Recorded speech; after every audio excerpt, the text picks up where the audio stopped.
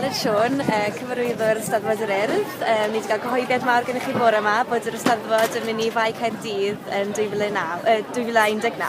Pa fath Eisteddfod fydd hi? Fydd hi'n Eisteddfod wahanol?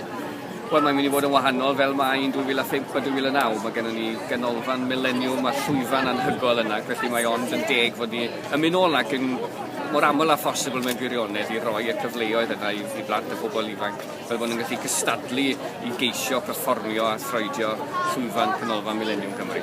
Felly fydd na maes traddodiadol, fydd ddim rhaid i pobl, fydd dal rhaid i pobl dalu i fi mewn i'r maes? Maes traddodiadol fel y patrwm dyn ni wedi cael, dyn ni wedi trafod gyda Cyngor Caerdydd a'r randdeiliad eraill o gwmpas yr ardal yna ers misoedd os na'n blwyddyn a mwy mewn gwirionedd. So, wnaethon ni gyhoeddi'n Tachwedd fod i'n mynd yna, hwn y Steddfod cynta ers y cyhoeddiad yna, felly dyn ni wedi ail gyhoeddi mewn gwirionedd, dyn ni'n mynd i fai Caerdydd.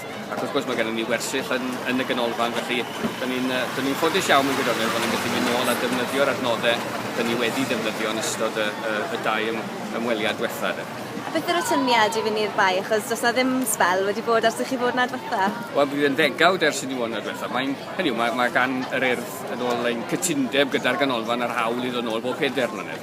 Mae'n Steddfod wahanol, ond mae'n Steddfod hefyd sydd os a bwynt trefnu fe yn fwy cymleth, oherwydd yn amlwg mae yna gymaint o bartneriaid gen i'n ffarmwr a ca gwag sydd yna, a mae yna rhaid ni drafod gyda falle 20 o wahanol bartneriaid a sefydliadau ac awdurdodau, ac felly mae hwnna'n neud yn twtch yn gymleth, a dyna pan mae'r trefniadau wedi dechrau ers 2 blynedd mewn gwirionedd i ni ddychwelyd, a mae popeth yn mynd yn dda iawn yn gwirionedd.